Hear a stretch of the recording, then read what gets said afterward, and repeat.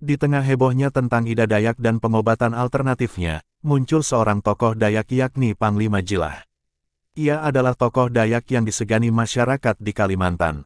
Seperti diketahui, Panglima Jilah dalam wawancara eksklusif dengan Tribun News mengungkapkan, Ida Dayak merupakan seseorang yang beruntung bisa mendapat karunia dari leluhur mereka. Kalau menurut saya, Ibu Ida mendapatkan karunia dari Jumbata untuk menolong orang karena zaman ini banyak yang tidak punya uang berobat ke rumah sakit. Saya rasa ini harus kita dukung, saya yakin Ibu Ida juga tulus dan mampu menolong orang. Kita kembali ke jati diri kita, lewat adat tradisional, imbuhnya. Ia kemudian mengungkapkan minyak hingga tarian yang dipakai Ida Dayak dalam mengobati pasien. Kami orang Dayak selalu menggunakan ritual adat, tradisional, salah satu dengan minyak ubud, jelas pria bertato itu. Panglima Jilah atau Pangalangok Jilah, nama aslinya adalah Agustinus Jilah. Ia lahir pada tanggal 19 Agustus tahun 1980 di Toho, tepatnya Desa Sambora, Kabupaten Mempawah, Kalimantan Barat, Kalbar, Indonesia. Seperti dilansir dari tribunpontianak.co.id, Panglima Jilah adalah cucu dari seorang panglima yang sangat terpandang pada zaman kerajaan. Maka tidak heran Panglima Jilah sangat disegani sekaligus dikagumi khususnya di Pulau Kalimantan. Ia berdiri di barisan terdepan untuk memperjuangkan hak masyarakat yang terancam dirampas pihak lain. Hingga Panglima Jilah pun dijadikan simbol perjuangan masyarakat dalam mencari keadilan di tanah leluhurnya. Ia menguasai seni bela diri tradisional Dayak dan memiliki kesaktian ilmu kebal. Tubuhnya dibalut dengan tato khas Dayak hingga penampilan Panglima Jilah selalu menarik perhatian. Namun di balik itu semua, Panglima Jilah melalui masa lalu yang penuh liku dan bisa dikatakan sangat miris. Pada masa kecilnya, Panglima Jilah memiliki kelainan dari teman-temannya kala itu. Konon katanya lidahnya sering keluar, perut buncit dan keterbatasan dalam bicara alias gagap. Namun dengan kegigihan yang dimiliki seperti halnya spirit para leluhur, perlahan Panglima Jilah mampu mengatasi semuanya hingga normal. Kini ia pun sangat dikagumi khususnya suku Dayak. Ia tampak sangat tangguh dan menjadi orator ulung untuk membakar semangat pasukan merah. Bersama sekitar 44 ribuan pasukan merah, Panglima Jilah menjadi orang terdepan untuk memperjuangkan keadilan dan bertanggung jawab penuh atas adat budaya Dayak. Sejumlah persoalan yang merugikan masyarakat telah dituntaskan hanya bermodal keberanian dan kemampuannya beradu pendapat. Walau demikian, Panglima Jilah sangat menyadari semua itu adalah titipan. Ia tidak sombong, tidak pula semena-mena. Sebaliknya, Panglima Jilah adalah sosok rendah hati dan selalu mengutamakan kedamaian satu sama lain.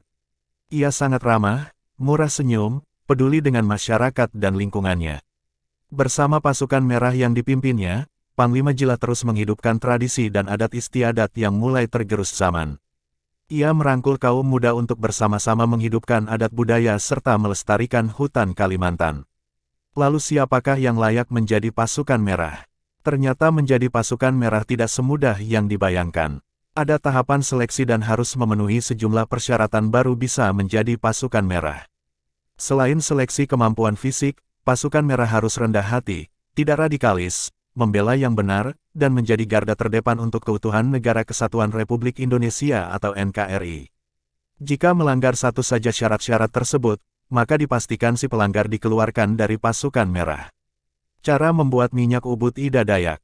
Lebih lanjut, Panglima Jilah membeberkan jika minyak ubud didapat dari anak burung yang baru menetas. Minyak ubud itu merupakan minyak dari anak burung yang baru netes, jadi anak ubud itu diambil, dipatahkan tulangnya, nanti besok tulangnya akan nyambung lagi.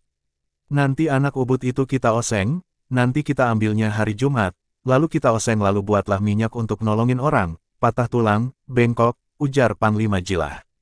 Menurut Panglima Jilah, Ida Dayak mendapat karunia dari Jumbata untuk menolong orang. Karena zaman sekarang berobat sangat mahal, banyak rakyat kita tidak mempunyai dana untuk berobat ke rumah sakit, katanya. Menurutnya, dengan Ida Dayak mengobati orang secara gratis dan hanya membayar minyaknya saja, itu adalah perbuatan mulia dan patut didukung. Ibu Ida juga saya yakin, masih tulus, ikhlas, masih percaya Jumbata. Ibu Ida akan mampu menolong orang. Karena pengobatan di Indonesia ini sangat sulit dan dipersulit, kita kembali ke jati diri. Lewat adat, budaya tradisi orang Indonesia, lewat pengobatan tradisional sehingga ibu ini dikenal orang sebagai ibu penolong, pujinya. Menurut Panglim Jilah, Ida Dayak yang baik hati dan rendah hati itu adalah hal yang luar biasa karena tidak semua orang mau menolong, hampir tidak ada biaya. Lalu, apakah minyak ubud bisa dibuat semua orang? Panglima Jilah memastikan tidak semua orang bisa. Tidak mudah mendapatkan barang ini. Orang yang diberikan karunia saja untuk menolong saja karena orang Dayak tidak meminta upah tapi ungkapan kasih. Itu adalah cara Ibu Ida Dayak, katanya. Panglima Jilah sendiri mengaku tidak sempat membuat minyak ubud meski sebenarnya bisa. Dan di leluhurnya, tidak hanya minyak ubud saja yang bisa digunakan untuk menolong masalah tulang. Ada juga minyak dari akar kayu dan rempah-rempah yang dibuat oleh sukunya. Belum lama ini, Ida Dayak mengungkapkan keinginan sederhananya ketika menghadiri undangan kepala kantor staf Presiden Muldoko di rumahnya. Keinginan sederhana itu yakni bersalaman dengan Presiden Jokowi. Hal itu diungkapkan oleh tangan kanan Kepala Kantor Staf Presiden Muldoko, Trisha Suherman. Di akun Instagram Trisha pada Rabu tanggal 12 April tahun 2023, Ida Dayak mengungkapkan keinginannya untuk bertemu Presiden Jokowi. Ida Dayak mengatakan bahwa jika berkenan bertemu, dirinya hanya ingin bersalaman dengan Presiden Jokowi. Ida Dayak pun mengaku sedih saat menceritakan keinginannya bertemu Presiden Jokowi. Sebab kata Ida Dayak, ia sangat mengidolakan pria asal Solo itu. Menurut Ida Dayak, Presiden Jokowi dianggap berhasil membangun Kalimantan.